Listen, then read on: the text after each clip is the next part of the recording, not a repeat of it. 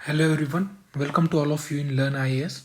तो हम finally discussion करते करते हम इथिक्स के प्रीवियस ईयर के ऐसे क्वेश्चन पे आ गए हैं जिसको बच्चे से सबसे ज़्यादा डर लगता है।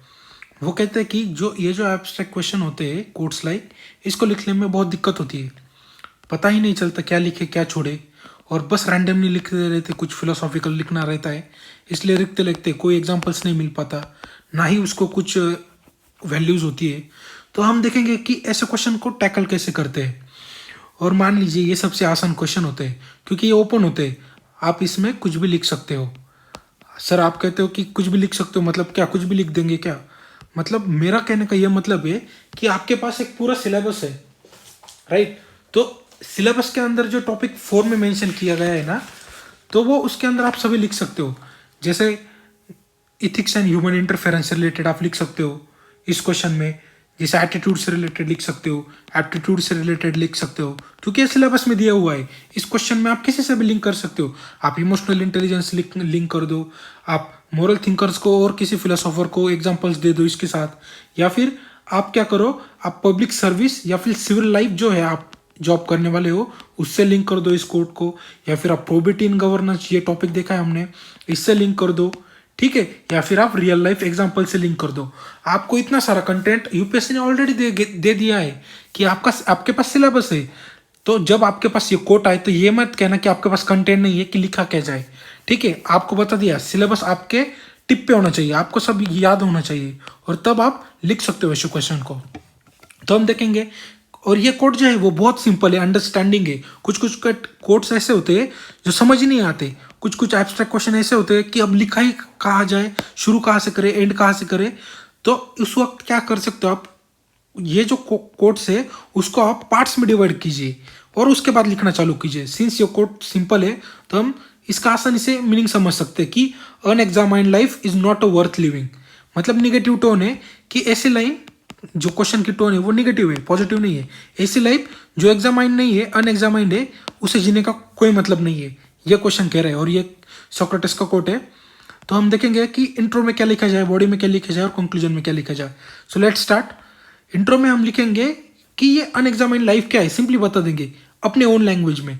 अनएग्जामाइंड life means a life which is not a goal oriented, which is not introspected and the one which is absurd। ठीक है, बता दिया कि अनएग्जामाइंड लाइफ क्या है, या आप अपनी लैंग्वेज में बता दो कि जो गोल ओरिएंटेड नहीं है, जिसको इंट्रोस्पेक्ट नहीं किया है और वो एब्सर्ड है, इस लाइफ को हम अनएग्जामाइंड कहेंगे। और ऐसी लाइफ जो जिसका कोई मीनिंग ही नहीं है, वो मीनिंग से डिप्राइव्ड है और कोई पर्पज ही नहीं है एग्जिस्टेंस का, बस जिंदगी कट रही है बस। ये क्या है, ये एक अनएग्जामाइंड लाइफ है।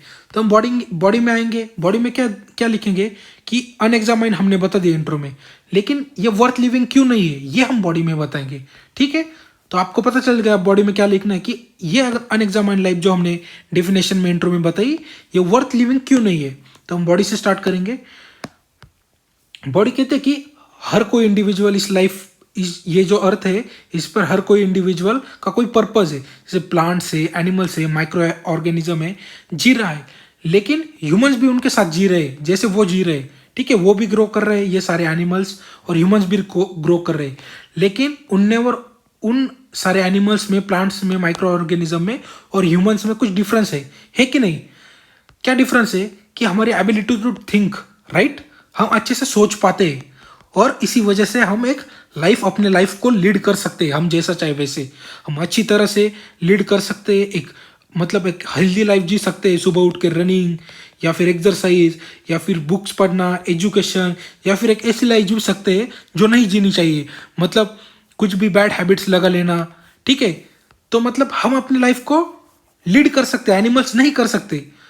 क्यों? So human needs introspection and examination for its growth, ये हमने इंट्रोडक्शन में बता दिया। ये पैराग्राफ कहाँ से सोचा हमने? हम कोर पे गए, एकदम कोर पे, कि इस कोड का बेसिस में क्या है, सबसे कोर के इस कोड के कोर में कौन है? ह्यूमंस है, राइट?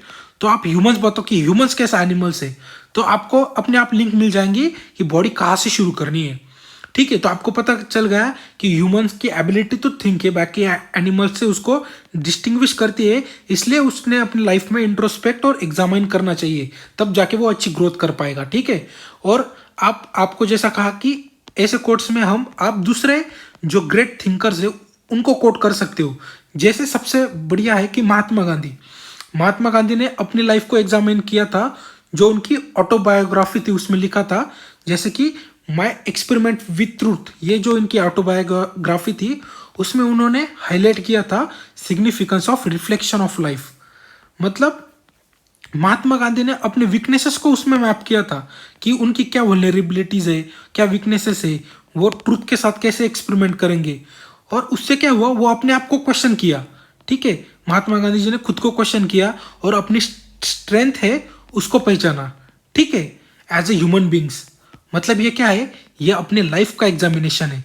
ठीक है, और एग्जामिनेशन कैसा होगा, अगर आप अपनी वीकनेसेस को पहचानो और अपनी स्ट्रेंथ को पहचानो। ठीक है, आप पहुंच गए दूसरे पैराग्राफ की तरफ। आपने एक कोर जहां से चालू होता है वो बता दी, आपने एक थिंकर को लिंक कर दिया। ठीक है, बस मोल्ड करना है, जरा सा मोल्ड करना है और आप कोट्स को लिंक कर दोगे उसको। ठीक है, नेक्स्ट पैरा में कहते हैं कि अनएग्जामिन्ड लाइफ से और क्या होता है, डिप्रेशन और मिड लाइफ क्राइसिस। ये जो मिड लाइफ क्राइसिस है ये आप आजकल बहुत टर्म में सुन रहे होगे कि बहुत सारे लोग बोलते हैं कि मेरे जॉब में मज़ा नहीं आ रहा और मैं कुछ और करना चाहता हूँ, मैं यूपीएससी की प्रिपरेशन करना चाहता हूँ, या फिर मैं कुछ और ज्वाइन करना चाहता हूँ, या फिर मैं खेती करना चाहता हूँ, मुझे मज़ा नहीं आ रहा, मेरे लाइफ में मिड लाइफ क्राइसिस है। ठीक है, पता नहीं चलता कि अब क्या करें। ठीक है, सुबह से शाम हो जाती है, दिन ढलता है, लेकिन पता नहीं चलता क्या करें। यह क्यों होता है, क्योंकि आपने लाइफ एग्जामिन ही नहीं की अपनी खुद की, कि आपको कैसी लाइफ चाहिए, आपको कैसी जॉब चाहिए। ठीक है, तो आप बताओ कि कितनी वर्थ लिविंग लाइफ है वो, जो एग्जामिन ही नहीं की गई, जो क्वेश्चन में पूछा गया है। ठीक है, मतलब गोल ओरिएंटेड नहीं हो आप, अपनी जो जॉब है उससे प्यार नहीं है, जिंदगी में कोई फन नहीं है और हैप्पीनेस भी नहीं है। और इससे क्या बढ़ता है, इससे लाइफ में होता है स्ट्रेस, राइट। और इससे इल इफेक्ट होते हैं कौन सी चीज़ पर, अपने फिजिकल हेल्थ पर। अब देखो, अब करंट से कैसे लिंक कर दिया मैंने, ये मेंस 2019 में हुई थी। अभी फिलहाल जो मैंने क्वेश्चन लिखा है उसको अभी करंट सिनेरियो से कैसे लिंक किया है कोर्ट को, और ये मार्क्स फिचिंग कैसे होगा, कि ये मैंने स्ट्रेस लाइफ का बता दिया और इसका एग्जांपल कि current suicide series of big celebrities, well known person और among the youth is a result of life which is unexamined. ठीक है, आपको अब करंट में देख रहे होगे कि बड़े बड़े सेलिब्रिटी, नाम नहीं कोट करना, बड़े बड़े सेलिब्रिटी, क्योंकि ये नेगेटिव चीज़ है, अच्छा नहीं लगता ना किसी का नाम कोट कर दो आप। तो बड़े बड़े सेलिब्रिटीज सुसाइड कर रहे हैं, इतने वेल नोन पैसा है फिर भी सुसाइड कर रहे हैं। यूथ में बहुत आजकल होता है कि सुसाइड कर लेना है। क्यों, क्योंकि लाइफ एग्जामाइन नहीं है ना, आपको पता ही नहीं आपके लाइफ का पर्पज क्या है, आपको क्या अचीव करना है। ठीक है, तो वो वर्थ लाइफ है क्या, आप ही खुद सवाल पूछो। मतलब मैंने क्या किया, करंट सिचुएशन से मैंने मेरे कोट को रिलेट कर दिया। सोक्रेटिस ने बहुत सालों पहले ये कोट दिया और आज भी मैं इसका रिलेवेंस मेरे एग्जाम्पल के साथ बता रहा हूँ। तो आप समझ रहे हो कैसे लिखना होता है इस क्वेश्चन को।